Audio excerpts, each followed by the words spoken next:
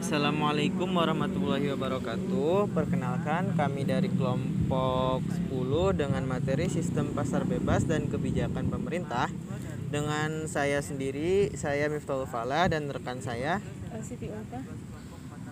mahasiswa dari Prodi Manajemen Universitas Pamulang, ingin mempresentasikan tugas kelompok mata kuliah Teori Ekonomi Mikro dengan dosen pengampu Bapak Jamaluddin, SEIM Dev. Selamat menyaksikan. Baik, selanjutnya akan dibacakan oleh saya sistem pasar bebas dan kebijakan pemerintah. Sistem pasar bebas dikenal dengan kata laissez-faire dari bahasa Prancis, biarlah mereka yang melakukan sesuai dengan keinginan mereka. Pandangan tentang sistem pasar bebas awal mulanya itu terbitnya buku karangan dari Adam Smith pada tahun 1776, An Inquiry into the Nature and Causes of the Wealth of Nation, berisi falsafah invisible hand, yaitu pendapat bahwa jika pemerintah tidak secara aktif terlibat dalam mempengaruhi ekonomi, maka perekonomian negara dengan sendirinya mengatur dan membuat penyesuaian pada berbagai aspek kegiatan sehingga membuat kegiatan ekonomi lebih efisien. Cara kegiatan pasar bebas itu analisis keseimbangan sebagian partial equilibrium analisis keseimbangan umum general equilibrium analisis Keseimbangan sebagian, pasar barang dan pasar produksi, dan faktor produksi. Barang apakah yang perlu diproduksikan di pasar? Bagaimanakah barang-barang dibutuhkan pasar diproduksikan? Untuk siapakah barang tersebut diproduksikan? Baik, selanjutnya gambarnya bisa dilihat di layar, gambar interaksi perusahaan dan rumah tangga di pasar, faktor produksi dan barang. Gambar berikutnya yaitu tentang keseimbangan umum ekonomi pasar. Kebaikan ekonomi pasar bebas, faktor produksi digunakan dengan efisien. Kegiatan ekonomi dalam pasar diatur dan diselaraskan dengan efisien.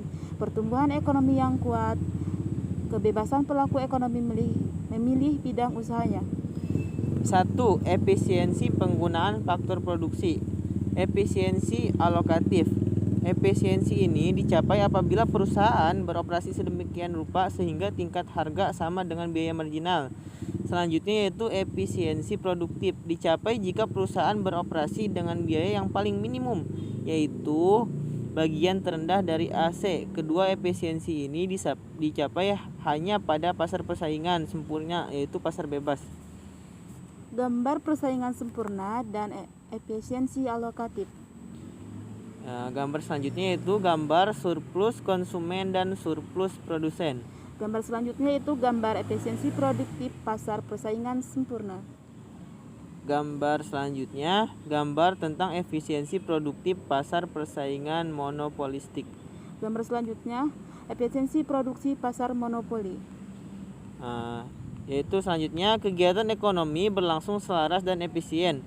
Dalam persaingan sempurna, setiap terjadi ketidakselarasan, misalnya kelebihan output, maka tanpa menunggu perintah dari pemerintah, para pelaku pasar akan menyesuaikan posisinya. Misal produsen akan meninggalkan industri ini untuk berusahaan pada bidang lain yang tidak terjadi ketidakselarasan. 3. Mewujudkan pertumbuhan ekonomi yang kuat. Kebebasan berusaha mengakibatkan produsen bekerja dengan efisien dan lebih giat. Produktivitas dipacu karena di antara mereka bersaing dengan sangat ketat, timbul inovasi dan dalam banyak aspek produksi. Kelemahan ekonomi pasar bebas diantaranya yaitu 1.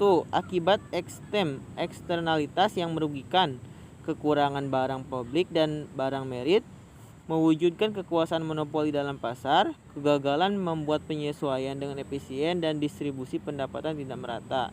Akibat eksternal yang merugikan, biaya pribadi yaitu biaya yang dikeluarkan produsen untuk membeli faktor produksi berkaitan dengan proses produksinya. Biaya sosial yaitu biaya pribadi ditambah biaya yang ditanggung masyarakat akibat proses produksi. Eksternalitas yang merugikan muncul jika biaya sosial melebihi biaya pribadi. Manfaat sosial bersih social net benefit muncul jika eksternalitas yang menguntungkan melebihi eksternalitas biaya. Kekurangan barang pabrik dan barang merit yaitu: 1. Barang pabrik yaitu barang yang penggunaannya dilakukan bersama, misal jalan raya, jalan keamanan umum, polisi, pengamatan cuaca, dan lain-lain. Barang merit diantaranya yaitu suatu barang yang karena alasan tertentu perlu kontrol, misalnya merit bed, rokok, atau digalakkan produksinya, merit good, atau misal yang lain pendidikan. Dimungkinkan munculnya kegiatan monopoli, kondisi persaingan sempurna, efisiensi alokatif, dan efisiensi produktif tidak pernah benar-benar terjadi. Terdapat perbedaan kemampuan antar perusahaan dalam mencapai efisiensi sehingga yang paling efisien berpotensi menjadi monopolis. Kegagalan membuat penyesuaian dengan efisien. Di antaranya kekurangan informasi, kekurangan modal, perbedaan kualitas, faktor produksi. Perkembangan ekonomi yang tidak seimbang juga pada berbagai kegiatan dan wilayah. Terdapat berbagai jenis kelakuan rigiditas yang menyebabkan proses penyesuaian berjalan lambat. Misalnya pengangguran, sangat sulit dihilangkan padahal secara teori mudah hilang dengan diturunkannya upah. Ketidakmerataan distribusi pendapatan. 1. Perekonomian pasar memberikan pendapatan yang lebih besar kepada perusahaan yang A. Lebih efisien, B. Lebih tinggi keterampilan dan keahlian, C. Kreatif. Campur tangan pemerintah. Di sini sangat diperlukan tujuan campur tangan pemerintah. Bentuk-bentuk campur tangan pemerintah diantaranya: Tujuan campur tangan pemerintah: 1. Mengurangi eksternalitas yang merugikan, 2. Menyediakan barang publik yang mencukupi, 3. Mengawasi kegiatan perusahaan agar tidak tumbuh menjadi perusahaan monopoli yang merugikan perekonomian, 4. Menjamin terhindarnya penindasan dan ketidakseimbangan dalam masyarakat, 5. Memastikan pertumbuhan ekonomi diwujudkan dengan efisien. bentuk-bentuk campur tangan pemerintah diantaranya: 1. Membuat dan melaksanakan peraturan dan undang-undang, 2. Secara langsung menjalankan beberapa kegiatan ekonomi, 3. Melakukan kebijakan fiskal dan moneter. Peraturan dan undang-undang menciptakan suasana ekonomi dan sosial yang mengarah terciptanya sistem mekanisme pasar yang efisien dan lancar, memastikan agar persaingan dilakukan secara bebas dan menghindari terjadinya monopoli pasar. Secara langsung melakukan kegiatan ekonomi: 1. Untuk menghasilkan barang publik, 2. Menghasilkan barang yang juga dapat dihasilkan oleh swasta, misalnya rumah sakit, angkutan darat, dan lain-lain. Kebijakan moneter dan fiskal. Kebijakan moneter yaitu kebijakan pemerintah dalam pengaturan jumlah uang yang beredar. Kebijakan fiskal yaitu kebijakan pemerintah dalam memungut pajak dan membelanjakan dalam kegiatan-kegiatannya.